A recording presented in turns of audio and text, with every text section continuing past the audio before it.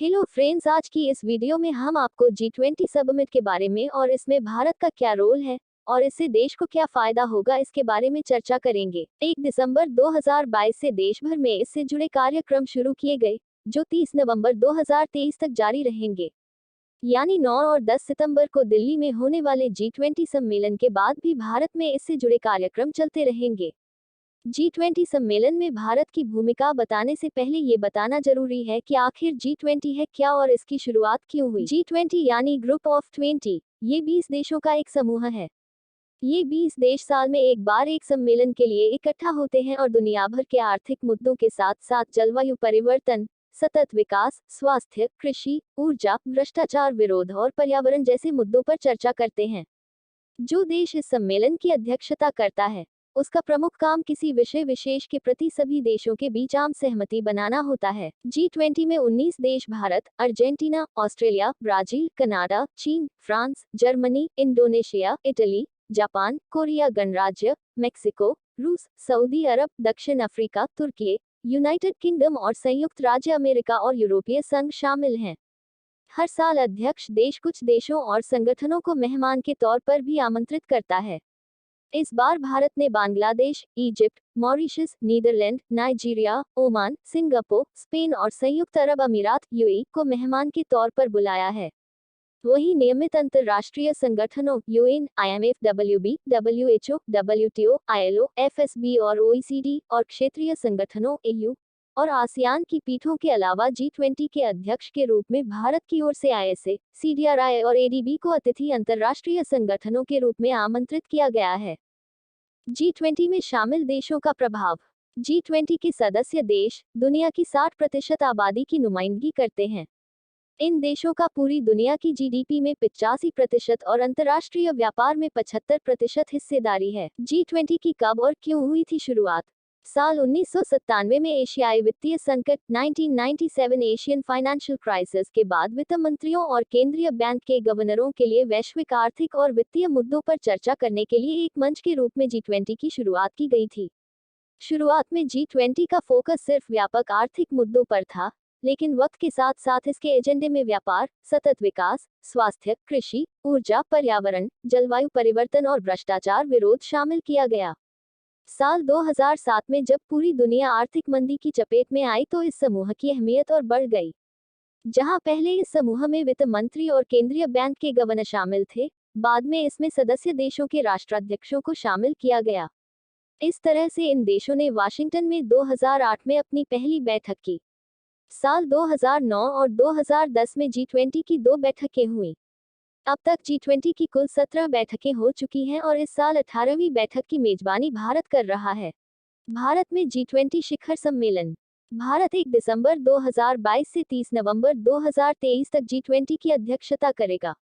16 नवंबर 2022 को G20 बाली शिखर सम्मेलन में पीएम मोदी को G20 की अध्यक्षता सौंपी गई थी। इससे पहले 8 नवंबर 2022 को पीएम ने G20 का लोगो लॉन्च किया था और भारत की G20 प्रेसिडेंसी थीम वसुधैव कुटुंबकम यानी one earth, one family, one future का अनावरण किया था। G20 के लोगो को भारत के राष्ट्रीय ध्वज के रंगों में डिजाइन किया गया है, जो हमारे पृथ्वी समर्थक दृष्टिकोण और चुनौतियों के बीच विकास का प्रतीक है। देश के उत्तरी छोर श्रीनगर से लेकर दक्षिण में तिरुवनंतपुरम और पश्चिम में कच्छ के रण से लेकर पूरब में कोहिमा तक में कार्यक्रमों का आयोजन किया गया है। सभी राज्य और केंद्र शासित प्रदेश इस कार्यक्रम का हिस्सा हैं। इस कार्यक्रम के लिए देश भर में 56 आयोजन स्थल हैं, जहां 200 से ज्यादा बैठकों का आयोजन किया जा रहा है। G20 में भारत की भूमिका क्या है? G20 सम्मेलन में 3 स्तरों पर भारत की जरूरत है। पहली, वैश्विक, जहां भारत को इस विभाजित दुनिया में अग्रणी भूमिका निभाना है, जिसकी लंबे समय तक छाप छोड़ना भी एक मूलभूत उद्देश्य है। साथ ही विकासशील देशों के सरोकारों को आगे बढ़ाना और उनके मुद्दों को प्राथमिकता से रखना भी भारत की जिम्मेदारी है। दूसरी, क्षेत्रीय, वैश्विक स्तर पर दक्षिण एशिया का अगुवा देश भारत ही है। इस वजह से दक्षिण एशिया के बाकी देशों के हितों को, जो G20 का हिस्सा नहीं है, आगे बढ़ाने की जिम्मेदारी भी भारत की ही है। तीसरी, घरेलू, आज पूरी दुनिया में भारत के नाम का डंका बज रहा है। सिर्फ भारत को ही नहीं, बल्कि पूरी दुनिया को भी भारत की जरूरत है। ऐसे में दुनिया भर में भारत की बढ़ती हैसियत की घरेलू माहौल में पुष्टि करना भी एक बड़ी जिम्मेदारी है। G20 में भारत किन मुद्दों पर देगा जोर? भारत अपनी पूरी ताकत के साथ दुनिया के प्रमुख 20 देशों का नेतृत्व कर रहा है। भारत को मौका मिला है कि वह प्रमुख वैश्विक मुद्दों पर आम सहमति बनाने, सामूहिक कार्रवाई के लिए जोर डालने की अगुवाई करे और साथ ही विकासशील देशों के एजेंडों का चैंपियन बनकर उभरे। सीधे शब्दों में कहा जाए तो यह वैश्विक मंच भारत के बढ़ते महत्व को दर्शाने की बड़ी महत्वपूर्ण भूमिका निभाएगा। इस सम्मेलन में चर्चा के दौरान कुछ क्षेत्र ऐसे हैं जहां भारत की अपनी कोशिशों पर ध्यान फोकस करने की उम्मीद है। जलवायु संकट होगी चर्चा। भारत से जलवायु परिवर्तन और सतत विकास पर चर्चा का नेतृत्व करने की जो उम्मीद विश्व ने रखी है, भारत उस पर खरा उतर रहा है। इस साल जलवायु परिवर्तन की वजह से भारत के कई राज्य जैसे हिमाचल प्रदेश, उत्तराखंड में भारी तबाही मची है। इसमें जान माल का काफी नुकसान हुआ है। भारत के अलावा कई और देश भी जलवायु परिवर्तन की मार झेल रहा है। COP27 सम्मेलन में जलवायु परिवर्तन की मार झेल रहे देशों को मुआवजे के लिए घाटा और नुकसान फंड की स्थापना करने पर बात बनी थी। भारत G20 सम्मेलन में इस फंड के क्रियान्वयन के लिए बात रख सकता है। साफ शब्दों में कहें तो भारत का ध्यान विकासशील देशों को उनके जलवायु लक्ष्यों को पूरा करने के लिए वित्तीय और तकनीकी सहायता प्रदान करने के लिए विकसित देशों की आवश्यकता पर केंद्रित करने पर है। वित्तीय विनियमन और आर्थिक विकास पर चर्चा। भारत दुनिया के लिए एक देश से ज्यादा एक बाजार है, जहां अपनी दुकान लगाने के लिए बाकी देशों में होड़ मची हुई है। इसी का नतीजा है कि भारत सबसे तेजी से बढ़ती अर्थव्यवस्था है। भारत ने विकास को बढ़ावा देने के लिए हाल के वर्षों में आर्थिक सुधारों की एक श्रृंखला लागू की है। दुनिया के सभी देशों को इसका फायदा मिल सके, इसके लिए भारत वित्तीय विनियमन के क्षेत्र में सदस्य देशों के बीच अधिक समन्वय के लिए जोर दे रहा है और आर्थिक विकास को बढ़ावा देने के उपायों की मांग को मजबूत कर रहा है। डिजिटल फासले को कम करना। दुनिया की आधी आबादी के पास डिजिटल सुविधाएं नहीं हैं और भारत डिजिटल अर्थव्यवस्था में एक प्रमुख खिलाड़ी है। सम्मेलन में भारत से टेक्नोलॉजी और डिजिटल अर्थव्यवस्था के क्षेत्र में सदस्य देशों के बीच अधिक सहयोग पर जोर देने की उम्मीद है। भारत जैम जनधन आधार मोबाइल के जरिए अपने समावेशी डिजिटल क्रांति की विशेषता का लाभ भी दूसरों को दे सकता है। यूपीआई पेमेंट सिस्टम इसका एक बेहतरीन उदाहरण है। भारत को G20 से क्या फायदा होगा? भारत को आजाद हुए 76 साल हो चुके हैं।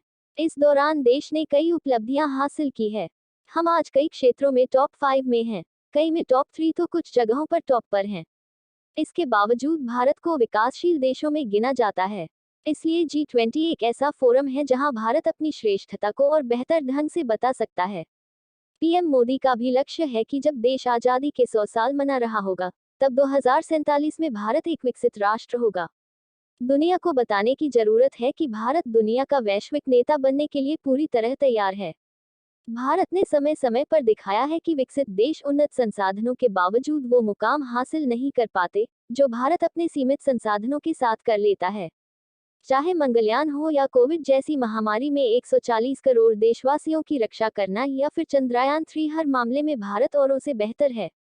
दुनिया के बाकी देश भी अगर भारत के साथ मिलकर काम करेंगे तो मानव समाज की उन्नति और पृथ्वी संरक्षण के प्रयास में तेजी लाई जा सकती है। G20 में भी भारत का उद्देश्य यही है। भारत का G20 अध्यक्षता थीम भी वसुधैव कुटुंबकम या एक पृथ्वी एक कुटुंब एक भविष्य है।